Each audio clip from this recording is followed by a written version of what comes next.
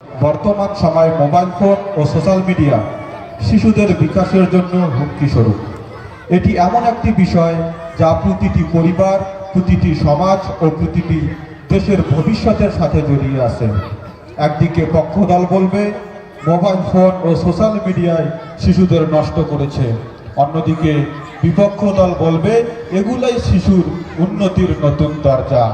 আমি বক্তব্য উপস্থাপনের জন্য পক্ষদল থেকে অনুরোধ করব শর্মিলা সুলতানা আহমেদকে। তুমি তোমার বক্তব্য শুরু করবে। সম্মানিত সভাপতি মহোদয়, প্রিয় বিচারক মণ্ডলী এবং আমার সামনে উপস্থিত সকলকে জানাচ্ছি আমার পক্ষ থেকে আন্তরিক শুভেচ্ছা ও সালাম। আসসালামু আলাইকুম ওয়া রাহমাতুল্লাহি ওয়া বারাকাতুহু। আজ আমরা যে প্রস্তাবনার সমর্থন করছি তা হলো বর্তমান সময়ে মোবাইল ফোন ও সোশ্যাল মিডিয়া শিশুদের বিকাশের জন্য এক ভয়ঙ্কর হুমকি স্বরূপ। মাননীয় মডারেটর, মোবাইল ফোন ও সোশ্যাল মিডিয়ার কারণে আজকে শিশুদের আসল শৈশব হারাচ্ছে। কারণ শিশুদের শৈশব এখন মাঠে নয়, বইয়ের পাতায় নয়, বরং স্ক্রিনেই বন্দী।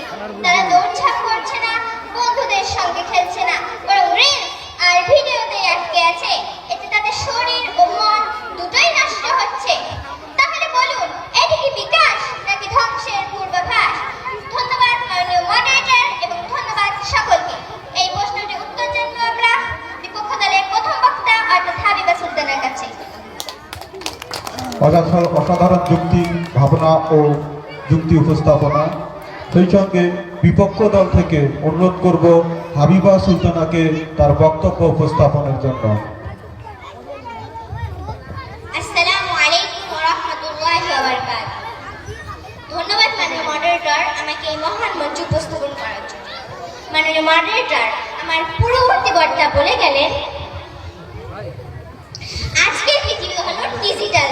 মোবাইল ফোন, সোশ্যাল মিডিয়া হলো জ্ঞানের এক বিশাল ভান্ডার। যদি এই ভান্ডারকে সঠিকভাবে ব্যবহার করা যায় তাহলে শিশুরা দেশ নয়, গোটা পৃথিবীর সাথে তাল নিয়ে চলতে পারবে। মাননীয় মডারেটর, শিশুরা চাইলে এখান থেকে বিজ্ঞান, ইতিহাস, নতুন কিছু প্রযুক্তি শিখতে পারে। তাই আমরা বলি এটা হুমকি নয়, বরং এক অসীম সুযোগ। এই বলে আমি আমার সংক্ষিপ্ত বক্তব্য শেষ করলাম। ধন্যবাদ মাননীয় মডারেটর, ধন্যবাদ বিজ্ঞ বিচারক মণ্ডলী এবং ধন্যবাদ সবাইকে। অসাধারণ যুক্তি। এবারে আমরা পক্ষদল থেকে বক্তব্য উপস্থাপনের জন্য অনুরোধ করব বুসরা বেগমকে। আজকের এই বিতর্ক প্রতিযোগিতায় বিজ্ঞ বিচারক মণ্ডলী, মাননীয় মডারেটর ও আমার প্রতিপক্ষের বন্ধুরা এবং যারা শুনছেন তাদেরকে জানাই আমার ভালোবাসা এবং আন্তরিক শুভেচ্ছা। মাননীয় মডারেটর আমার পূর্ববর্তী বক্তা বলে গেলেন, মোবাইল ফোন ও সোশ্যাল মিডিয়া যদি সঠিকভাবে ব্যবহার করা যায় তাহলে শিশুরা এই যুগের সাথে তাল মিলে চলতে পারবে। কিন্তু মাননীয় মডারেটর বিপক্ষ দল ভুলে গেছে যে বাস্তবতা অন্য কথা বলে। মাননীয় মডারেটর অতিরিক্ত স্ক্রিন টাইম শিশুদের চোখ নষ্ট করেছে, মাইক্রোগ্রামের ক্ষীণ দৃষ্টি বাড়াচ্ছে, মাথা ব্যথা, চোখ লাল হওয়া, দৃষ্টি ঝাপসানো, এগুলো তো প্রতিদিনের ঘটনা। মাননীয় মডারেটর, দীর্ঘক্ষণ বসে থাকার কারণে শিশুদের স্থূলতা বাড়ছে। ডাক্তাররা বলছে ডিজিটাল আসক্তি আজ শিশু সমাজের নতুন রোগ। শিশু শৈশব মাঠে ঘুরে, বইয়ের পাতায় রঙিন সুরে আস্থা মুছে গেছে স্ক্রিনের আলোয়। মোবাইল হলো শত্রু ও হুমকি ঢেউ ঢালায়। অর্থাৎ childhood is lost in the digital screen, a silent killer that can not be seen. ধন্যবাদ মাননীয় মডারেটর, ধন্যবাদ বিজ্ঞ বিচারক মণ্ডলী এবং ধন্যবাদ সকল। মাশাআল্লাহ, অসাধারণ যুক্তি, ভাবনা এবং উপযুক্ত উপস্থাপনা। এবারে আমি অনুরোধ করব বিপক্ষ দল থেকে আতর আরমান হককে তার বক্তব্য উপস্থাপনের জন্য। আসসালামু আলাইকুম ওয়া রাহমাতুল্লাহি ওয়া বারাকাতুহু। ধন্যবাদ মাননীয় মডারেটর আমাকে এই মহান মঞ্চে উপস্থাপন করার জন্য। মাননীয় মডারেটর আমার পূর্ববর্তী বক্তা বলে গেলেন চোখ নষ্টের কথা, তবে ওই বলেতে চোখের ক্ষতি। মাননীয় মডারেটর, মূল সমস্যাটা হলো টাইম ম্যানেজমেন্ট বা সময় ব্যবস্থাপনা। মাননীয় মডারেটর, যদি বাবা মা নিয়ম মেনে শেখান তবে ক্ষতির আশঙ্কা নেই, বরং অনেক হেলথ অ্যাপস শিশুদের যোগাব্যায়াম, ব্যায়াম, মেডিটেশন শেখায়। মাননীয় মডারেটর, যেখানে খেলা মাঠ নেই সেখানে শিশুদের মোবাইলের বিকল্প বিনোদন। তাই বলা হয় ডোন্ট কল ইট এ কাজ, it's a guardian light, if used with wisdom the future is bright. ধন্যবাদ মাননীয় মডারেটর এবং ধন্যবাদ সবাইকে। অসাধারণ উপস্থাপনা। এবারে আমি পক্ষদল থেকে বক্তব্য উপস্থাপনের জন্য অনুরোধ করব সুমাইয়া পারভিনকে। ধন্যবাদ মাননীয় মডারেটরকে মহান মঞ্চে বক্তব্য প্রদানের সুযোগ করে দেওয়ার জন্য।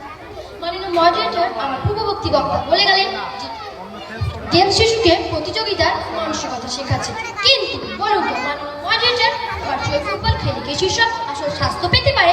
মাননীয় মডারেটর রিলসের দুনিয়া কি তার আসল শৈশব আনন্দ খুঁজে পাচ্ছে? না, আমার বিপক্ষ হয়তো রিলস এবং রিয়ালসের মধ্যে পার্থক্যটাই ভুলে গেছে আসল শৈশব, আসল অনুভূতি। ধন্যবাদ মাননীয় মডারেটর, ধন্যবাদ বিজ্ঞ বিচারক মণ্ডলী এবং ধন্যবাদ সকলকে।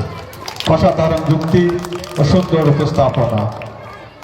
এবারে আমি বক্তব্য উপস্থাপনের জন্য অনুরোধ করব বিপক্ষ দল থেকে মুমতাজ তাসলিমাকে। আসসালামু আলাইকুম ওয়া রাহমাতুল্লাহি ওয়া বারাকাতুহু। ধন্যবাদ মাননীয় মডারেটর আমাকে এই মহান মঞ্চে কথা বলার সুযোগ করে দেওয়ার জন্য।